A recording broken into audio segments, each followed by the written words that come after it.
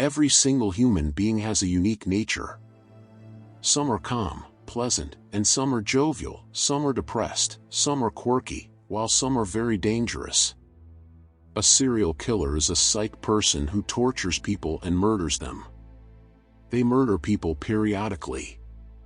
Serial killing is a psychological disorder that often involves sexual abuse. For some serial killers, it may be because of anger, while for some, it may be fun, thrill as well pleasure-seeking. One of the famous serial killers, Ali Asghar, better known as Asghar, the murderer, was the first 20th century Iranian serial killer and rapist.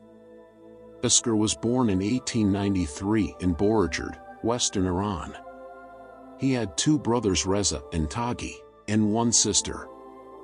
He grew up in a family with a criminal history, which consisted of theft, murder, and defamation. Jovial, his grandfather, was a bandit who used to rob caravans in Borujerd, Malaya, and Iraq, sometimes even murdering the owners of the caravan itself. Ali Mirza, Asghar's father, was also a bandit who took the lives of more than 40 civilians with his bare hands. His acts led him to shift to Baghdad with his family. However, Mirza was killed on the way to Mashhad by the Persian Cossack Brigade while his wife and children continued their journey to Baghdad. Asghar was told by her mother that his father was a soldier who was killed in military conscription. The family thereafter remained in Baghdad. When he moved to Iraq with his family, he started assaulting, raping, and later even killing teenage boys in Baghdad at the age of 14.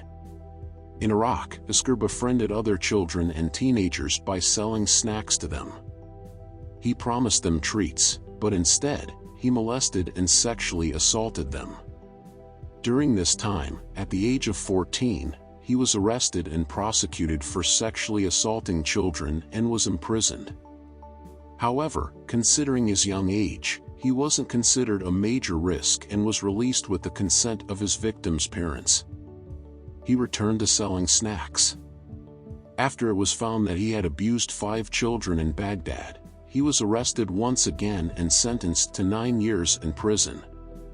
Finally, he was released from prison at the age of 27 with an order to stay away from any activity capable of landing him with the police as well as the court. This didn't stop him from killing 25 children and adolescents in Iraq, and he quickly fled and settled in Iran after confessing to the last murder. On returning to Iran, Asghar didn't go back to his hometown Borujerd. Instead, he moved and settled in Raza Khan Caravanserai in Tehran. Over there, he took on athletics and got busy in it.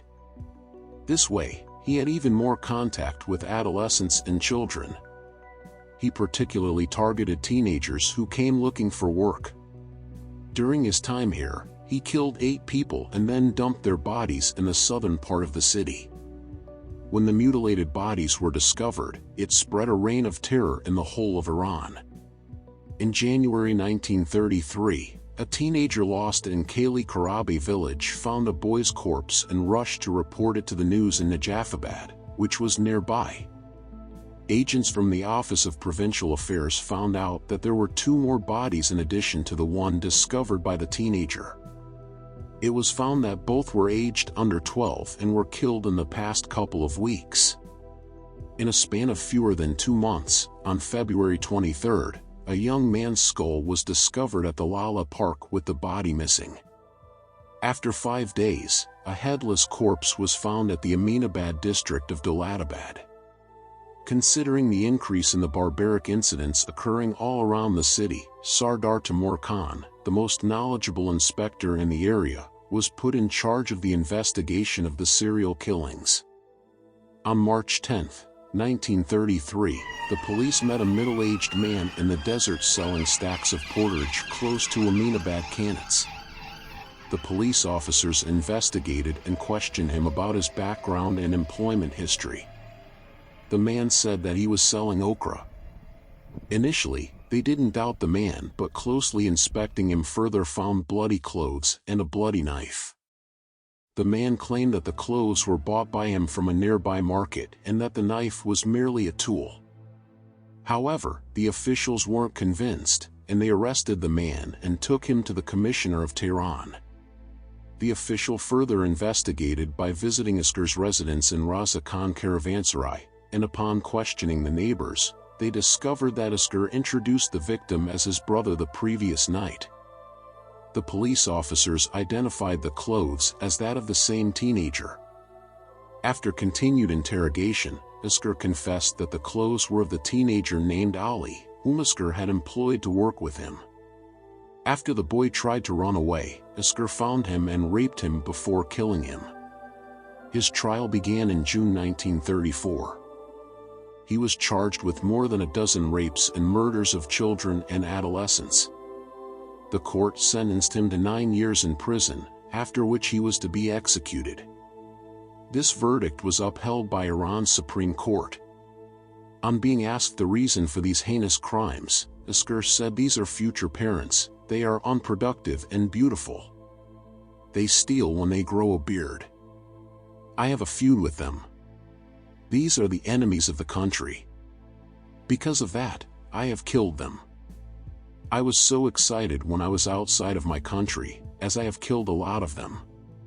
That's why I came here, seeing they were here, and killing them."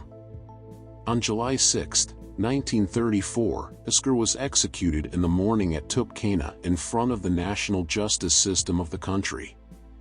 Initially, Asghar found the entire execution to be humorous. However, upon seeing the ropes, he grew fearful and offered 2 sheep in return for his release. He was executed right there, and this is how the terror came to an end. The execution of Ali Asghar is nothing compared to his sinful deeds. He should not be called a wild creature on what he did. Even wilds are not brutal like Asghar, the serial killer, was. He should not even be wished for hell because he doesn't deserve it. Still, there are people in the world like him who support their action by calling serial killers mentally ill. They may claim it to be because of the serial killer genes. These people are a threat to humanity. There is a famous saying, "Serial killers are not born as such, and they are made one such." However, this may be true in some instances, but definitely, it doesn't justify their sins.